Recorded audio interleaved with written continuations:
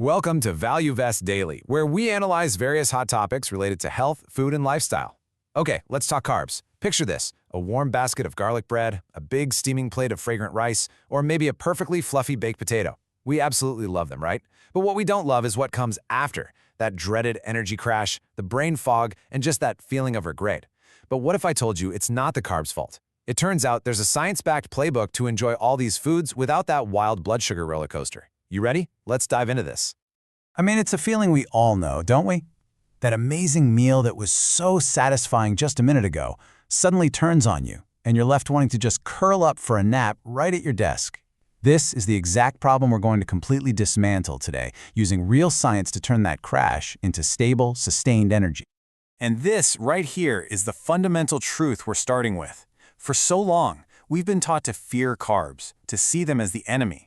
But the real issue has always been our approach. It's all about understanding the type of carbs you're eating and, even more importantly, knowing the simple, powerful strategies you can use to control how your body actually processes them. So let's get into the science just a little bit. Simple sugars, like what you find in candy or soda, they're basically the sports cars of the food world. Boom! They're made of just one or two molecules, so your body breaks them down almost instantly, just flooding your system with glucose. But complex carbs, the starches in bread, rice, and potatoes, they're the marathon runners. They're these huge, long chains of hundreds, sometimes thousands of glucose units. They require a much longer, more methodical breakdown, which gives you that slow, steady energy we're all after. Now here's a crucial tool for our toolkit, the glycemic index, or GI. Think of it as our roadmap. It's a simple scale from 0 to 100. Pure glucose is a 100. That's the finish line. Foods with a high GI act more like those flashy sports cars, causing a really fast spike. But foods with a low GI? Those are our marathon runners, giving us a nice, gentle curve of energy. And honestly, understanding this is the key to everything that follows. And this is where it gets really interesting, because this chart shows that not all complex carbs are created equal, not even close. Look at this.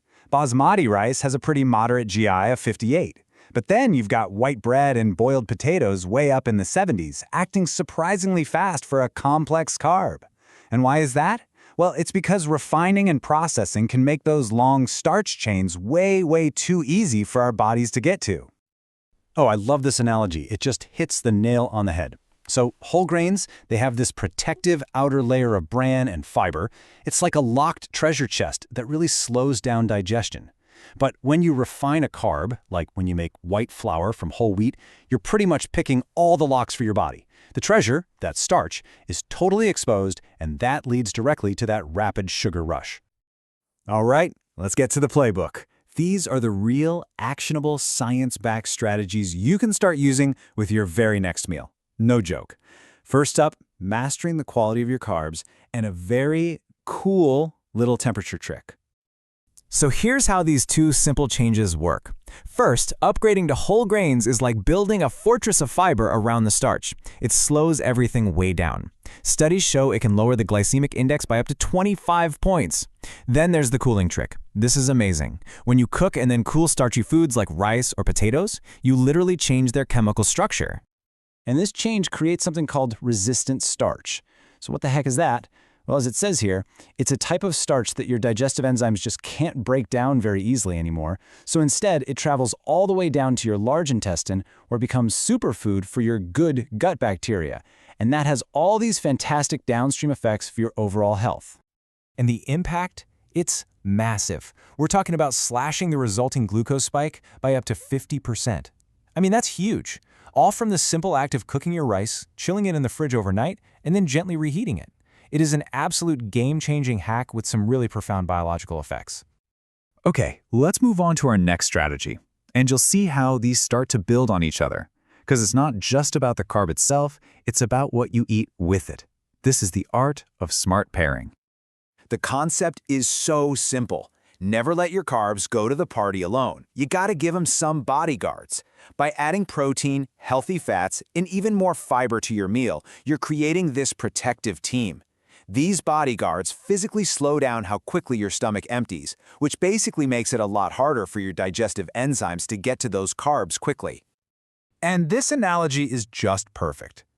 Imagine your carbs are the rowdy guests at a party, all ready to rush the dance floor at once. The protein and fat? They're the calm, collected bodyguards at the door, making sure everyone enters in an orderly fashion. And this isn't just a nice idea. One big meta-analysis showed that pairing protein with carbs can cut that glucose spike by up to 25%, and even halve the amount of insulin your body needs. Okay, next up are two incredibly simple but really powerful hacks that I bet most people have never even heard of. They involve the order in which you eat your food and adding one super simple, common ingredient. This one is called the Veggies First method. A fascinating study found that when people ate their vegetables and protein before they ate their carbohydrates, they lowered their post-meal glucose spike by a staggering 40%. The fiber from the veggies actually creates a kind of physical firewall in your gut, slowing down the absorption of the carbs you eat lost. It's that simple. Now for the acid attack. I know, it sounds intense, right? But it's so incredibly simple. The acetic acid in things like vinegar or lemon juice actually interferes with the enzymes that break down starch. It just temporarily weakens them.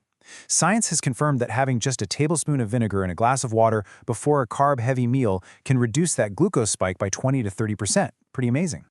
And finally, our last strategy. And honestly, this might be the easiest one to implement literally right after you finish your meal. It's time to move your muscles. Look, it doesn't have to be some intense hour-long workout. We're talking about a simple 10-minute fix, a quick, brisk walk right after eating. Why? Because your muscles are just gigantic consumers of glucose. They love it. One study found that just a 10-minute walk after a meal can cut that high blood sugar period, what doctors call hyperglycemia, by 22%. It is one of the most effective, real-time tools you have to manage your blood sugar. Here's the cool part. When you contract your muscles, like when you're walking, they can actually pull glucose straight out of your bloodstream through a special pathway that doesn't even need insulin. It's literally like turning on a glucose vacuum cleaner. You're just sucking the sugar right out of your blood and putting it to work as immediate fuel. And there you have it. This is your complete carb freedom toolkit. These aren't complicated, restrictive diets. They're simple, science-backed adjustments you can make. Upgrade your quality, cool your starches, pair them smartly, mind your eating order, add a little acid, and take a quick walk.